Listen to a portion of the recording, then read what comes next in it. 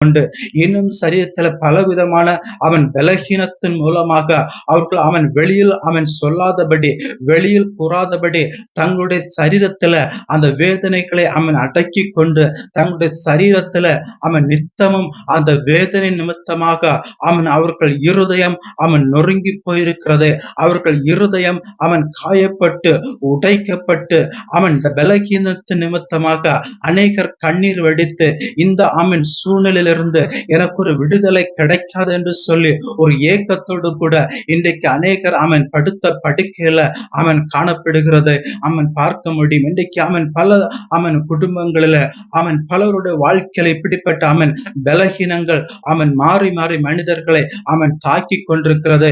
நம் தேசத்திலும் பல குடும்பங்களில பார்க்க முடிகிறது.